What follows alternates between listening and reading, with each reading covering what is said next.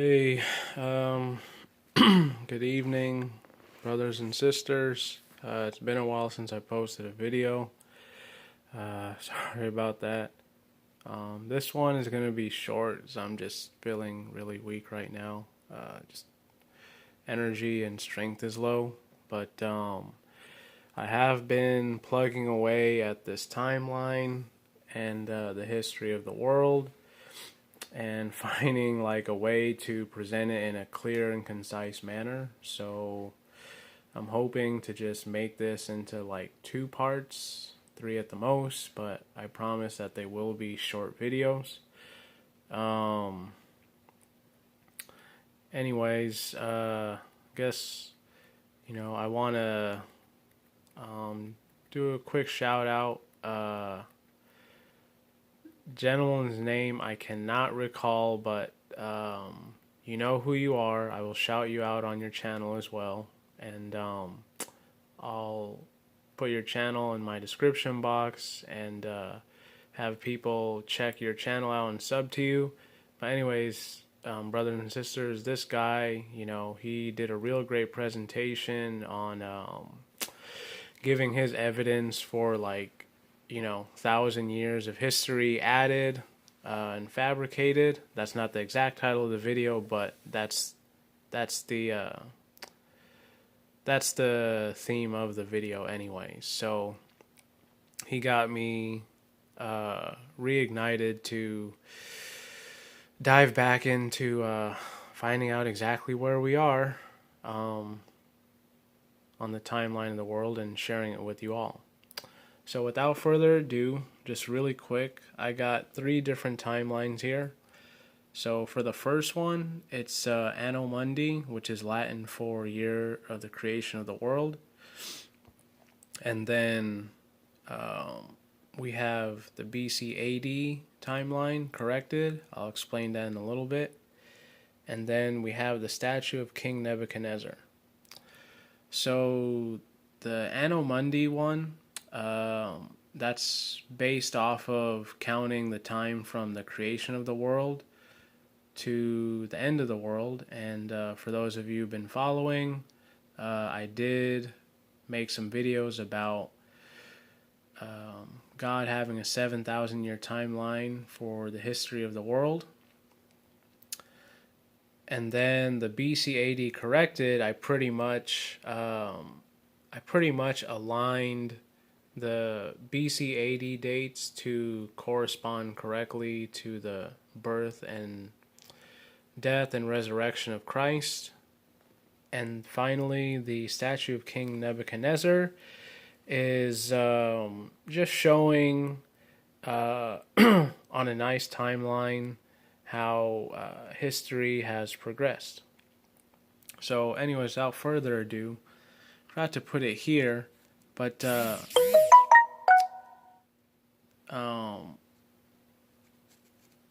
around here, the 930 mark, okay, 930 years from the world, this would mark Adam's death. Okay, so might as well write that now.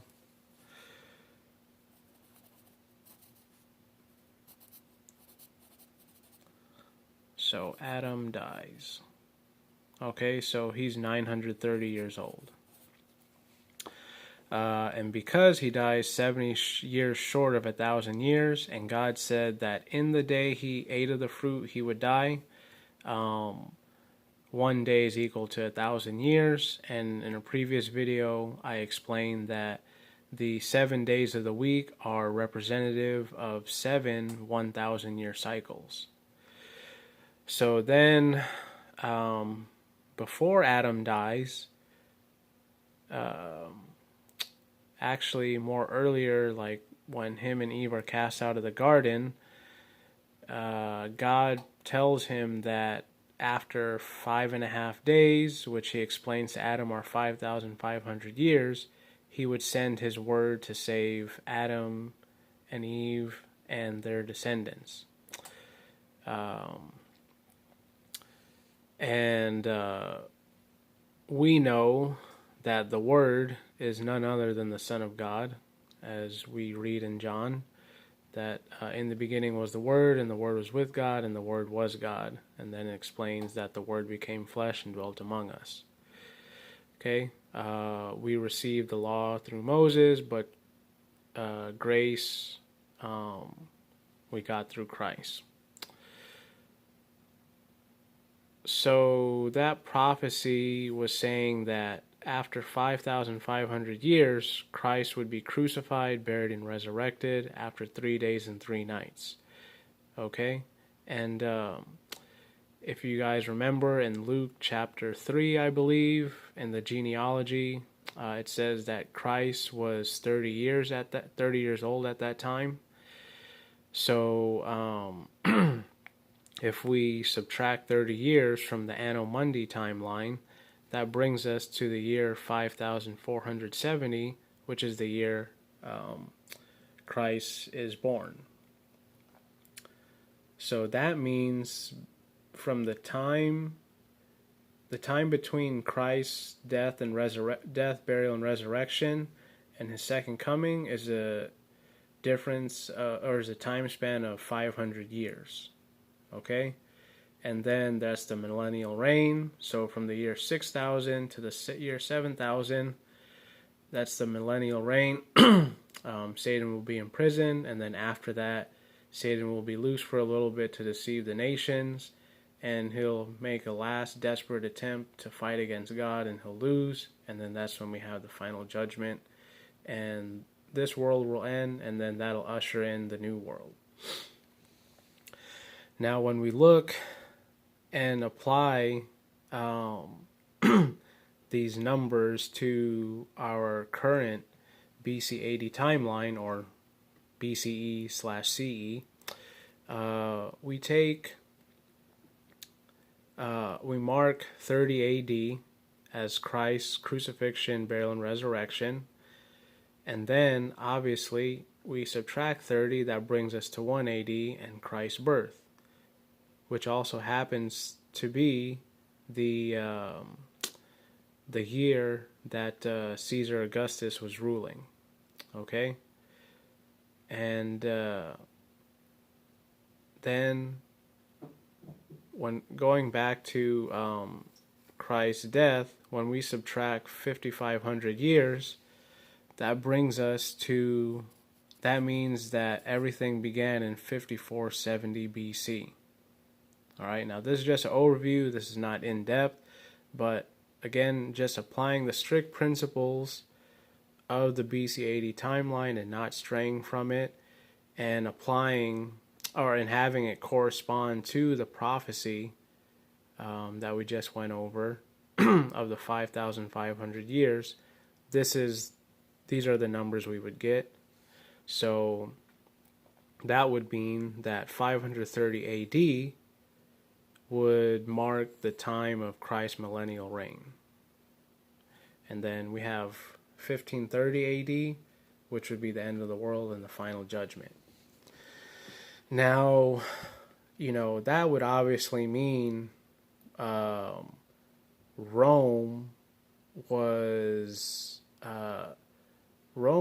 has come about fairly recently, in like the last millennium. How do we know that? Well, when we take into account the dream of Nebuchadnezzar, when he dreams of the giant statue, and we look at world history, as many of us commonly know, we've seen this many times, the head of gold is Babylon, it's Nebuchadnezzar, and then Cyrus the Great represents the period or the beginning of the Medes and the Persians, which correspond to the arms of the chest in silver.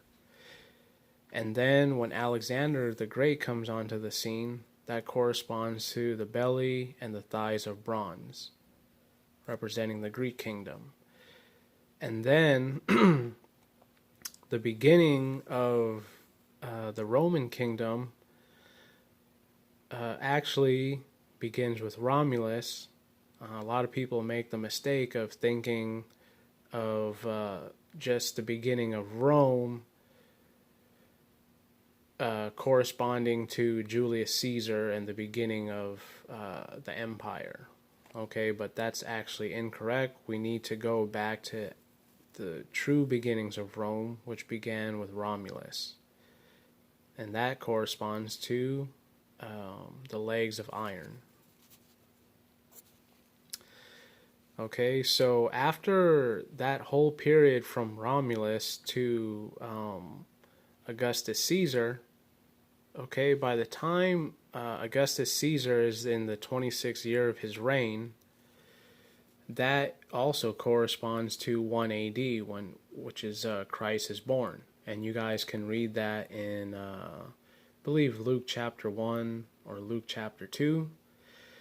And the reason why I have 25 BC here on the BC AD corrected timeline is because when we subtract, there's no year 0.